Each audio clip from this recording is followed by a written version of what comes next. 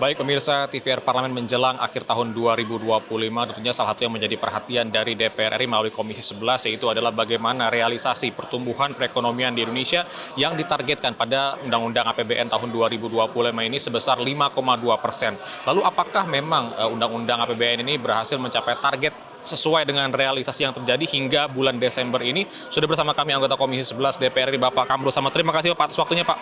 Bapak, kalau kita melihat realisasi dari pertumbuhan perekonomian di Indonesia yang ditargetkan 5,2% ya Pak ya. Namun apakah memang ini realisasi sudah tercapai ataukah memang belum Pak?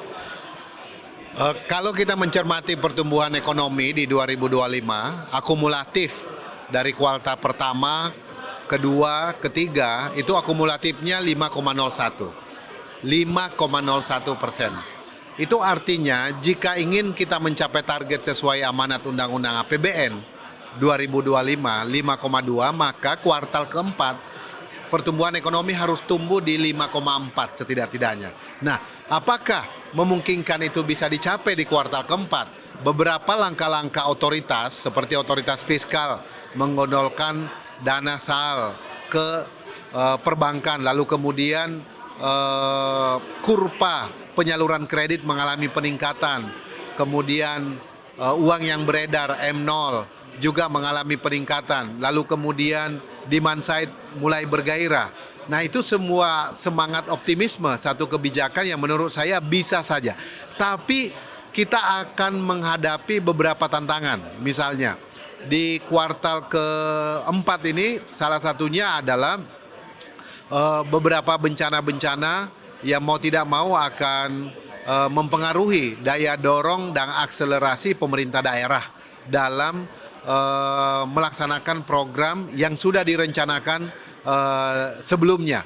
Mau tidak mau harus menyesuaikan dengan tantangan yang ada sekarang ini. Tantangan yang kedua yang tidak kalah penting di kuartal keempat ini adalah sinkronisasi dari bauran kebijakan otoritas fiskal, moneter, dan industri keuangan yang kelihatannya makin mulai terpadu, ya, tetapi belum sepenuhnya.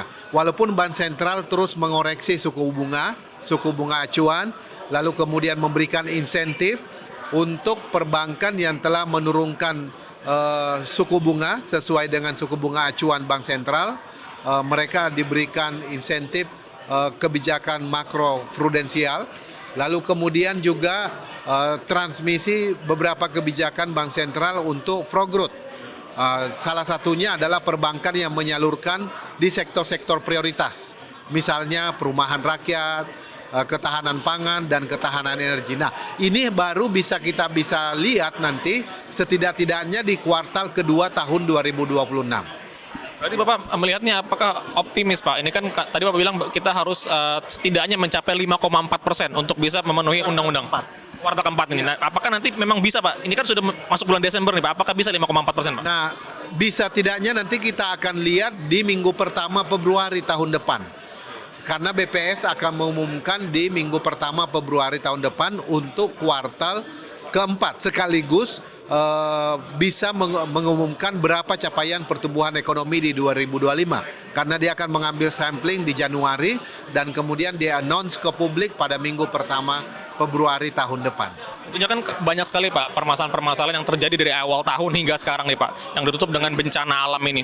Yang tadi juga Bapak bilang ini akan mempengaruhi bagaimana kondisi pertumbuhan perekonomian di Indonesia. Lalu di tahun selanjutnya Pak, di tahun 2026, kira-kira apakah nanti akan ada persiapan-persiapan untuk menghadapi permasalahan serupa yang tidak terduga Pak? Bisa saja itu terjadi dan kita juga perlu secara cermat melihat capaian penerimaan negara di tahun ini.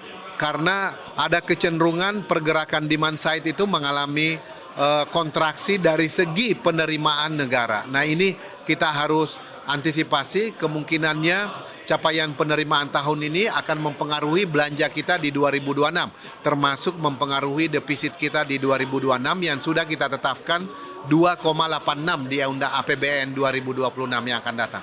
2,86. Apakah ini cukup realistis Pak untuk melihat pertumbuhan 2,86 ini Pak? Itu defisit 2,86, target di 2026 itu 5,4%. Di dalam undang-undang APBN kita. Nah, tinggal bagaimana trisula kebijakan moneter, fiskal, dan industri keuangan itu memiliki bauran keterpaduan supaya bisa mendorong nadi sektoril di lapangan. Ini yang sangat penting. Dan tidak kalah penting juga adalah koordinasi antara pemerintah pusat dan daerah. Pengendalian inflasi juga sangat penting karena kami memantau sepanjang 2025 itu ada volatile food, inflasi di pangan yang harus diwaspadai karena itu berada di atas 5%. Itu tidak lazim biasanya bagi beberapa daerah yang inflasi pangannya di atas 5%. Ini harus diantisipasi kemungkinan terjadi menjelang Ramadan, Lebaran tahun depan. Tapi terakhir, apalagi Nataru ini. baik, terima kasih Pak Kapolres atas waktunya Pak. Selamat bertugas kembali Bapak.